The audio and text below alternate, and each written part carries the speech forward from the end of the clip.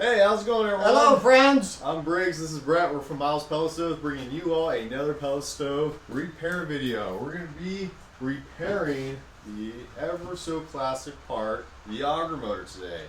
We have a Pleasant Hearth PH60, or a very similar model that is like this also is the Pelpro PP60. So if you have any one of those models, this video will be very helpful for you all. I think it's great. We're going to give you some quick tips.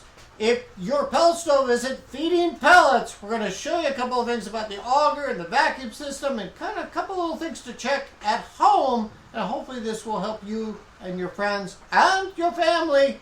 Follow along with us. Let's go. All right, let's do it. Dad, what do they need? Okay, here we go. Now always unplug your stove prior to doing any maintenance on it. You get it. And if you feel uncomfortable and you're local, you can call Briggs and I will come to your house and we will provide the service. Or you can call your local service provider and they'll help you out with your stove. So anyway, there you go. Let's talk about the tools. Now, basically, if you've got an impact, great. 3/8 adapter, great. Phillips adapter, great. Back to old school, Phillips screwdriver or a 3/8 ratchet. That's what you'll need. And sometimes, based on where that auger is placed and the cotter pin, you may need some long nose pliers like this. And Briggs will show you. You'll get it when we get there. So let's go to the next step. And as always, we're on the pellet stove train. Okay, ready to go. You know, Briggs has turned this stove around so he can kind of show you in detail what he's going to do. And the other thing I forgot to mention, on top of the stove, get yourself some gloves. You may need some gloves when you pull out the cotter pin on the auger motor because sometimes it doesn't come out that easily and you don't want to rack up your hands. So, Briggs, take it away. All right, sounds good. We're going to go on this back side. We're going to be focusing on this plate first. You're going to be taking that out just with Phillips. Go for that top screw. You're going to take it out, set it to the side. It's going to lean forward, lift it off the lip right here, and set it to the side. Here, now we have access to the actual motor. We're going to go over here. We're going to take it off this other side so we can have access more to the wiring and then the cotter pin. Next two things we're going to be focusing on. So, taking off this panel, just as so, put it to the side. Now, we're going to get our flashlight. I'm going to put some gloves on because taking this cotter pin out, folks, it can be your friend or it can be, well, how I like to say it, extra practice. Extra practice, it's going to rack up their hands. Yeah, it's, think about it, a lot of sharp places in here. And so if you're actually applying a lot of force in here, it's the classic thing. It's going to pull, and if you don't have gloves on or anything else, your knuckle hits, not a fun day. So right here, here's your wiring. Two connections, or one connection, sorry, two wires. All you're going to do, pull it apart as so, leave it to the side. So that's the main power source to the auger motor you just disconnected. Yep. Okay. Right here, this is the culprit. This is the cotter pin right in here. It's between the auger shaft tube and the auger motor itself. Now thankfully, if this pin is not in a desirable spot, you can move this auger motor a little bit just as so. Basically, all we're trying to do is pull that out. So if it's a little newer of a stove, it'll come out nice and easy. If it's a little older, it's got some age to it, or if it's been pulled out before, it may not be as straight and you might have to do some force. This one's a little older of a stove, so more likely we'll have to do some force. So sometimes I like supporting with my right hand here, have your left hand here. Try to make sure when you're pulling not to knock any wiring or parts as so. And what we're going to do, we're going to pull. In 3, 2, 1. That one's got a strong one. So here we'll try again. This is reality. This is reality. It's not always a plug and play thing. So right here, beautiful. Second time's a charm. Put that to the side. You can see it's a little bent, a little pulled, but hey, it's still useful, it's still hold. So this holds the motor to the shaft there. Now finally, we're going to come over here remove this and this. We have to do a little bit of elbow grease. Just kind of twist and pull this out. Might take a little, folks. It'll eventually come out. Bear with us. And again, this is reality. These motors get stuck in there. They don't just slip out all the time. And so he's using a little bit of force here. And just kind of jiggle it back and forth. And it's not being Briggs' friend. Nope. And see, like I said, it is reality. Not all of it's nice and new, nice and shiny. So sometimes just a little bit of elbow grease is necessary.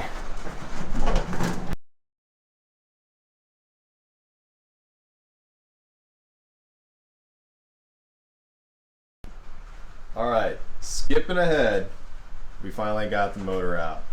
This was not our friend 100%, you can see here. So a little bit dirty, it's got the grease, it's got some, probably a little bit bent metal, but either way, this took a little time. This essentially, how it says on pen and paper, it's held by a cotter pin in there, and you should be able to nicely slide that out. As you can see here, this wasn't the case. A lot of times what people will have to use, you have to be a little bit creative. So we didn't use anything fancy. We just kind of used a number of tools for leverage, everything else, and sometimes just a little bit of blunt force. But essentially, this is a very tight corners. But what worked for us on this one is auger motor was like this.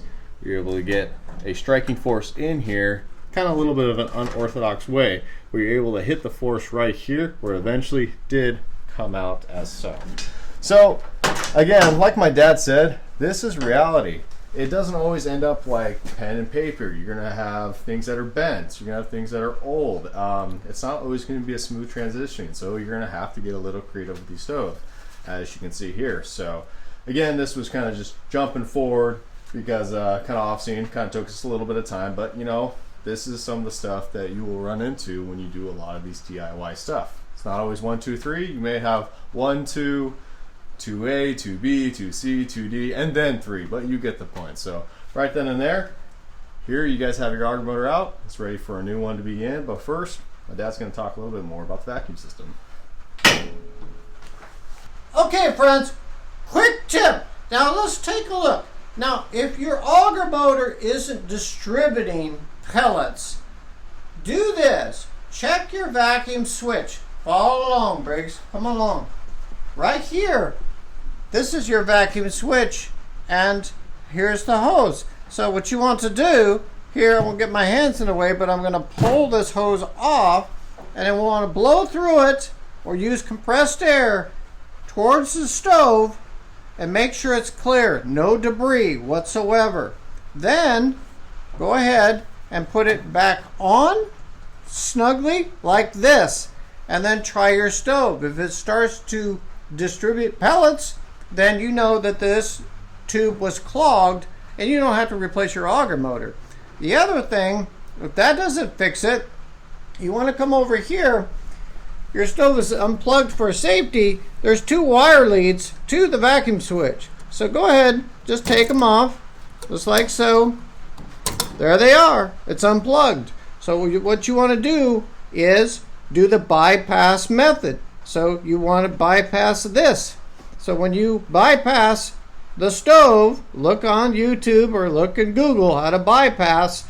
Again, when the stove is unplugged, you're going to be fine. But when you do the bypass method, you're going to go around this. So if your pellet starts to distribute out, then you know that this vacuum switch is faulty. The diaphragm is not working correctly, and you can replace this and connect the wires back to the new one, and you're good to go. If that doesn't work, and if you bypass it and the hose technique doesn't work, then most likely it is your auger motor. And Briggs showed you how to take it out. Wasn't easy, but you can put a new one in, and I think you'll be pretty good to go. I'm telling you, this is a bear to put in, take out. Good golly, Briggs, take it away. Sure thing. So we got our auger motor here. And you saw it. This thing was a bear to take out. So to put it back in, a number of times when these things are bear to take out, you have a lot of metal that's warping. You got metal moving around. This is already tight clearances to put back in there. So when you have that happen, you know what? Again, you may have to get creative. You might have to look at these clearances here, get some sandpaper down, maybe in drastic circumstances, get a grinder out and really make sure this shaft is smooth. If there are any bumps or blemishes or bends, anything right here that's off kilter for what it was rated for, then that's not going to go in smooth at all right there, and you'll be fighting it to get back in there. And so a little bit of elbow grease, a little bit of creativity, and also a little bit of what's your favorite? Yeah, there you go. You beat me to the gun. I don't have much with this one, but you're doing a great job. Well, thank you, thank you.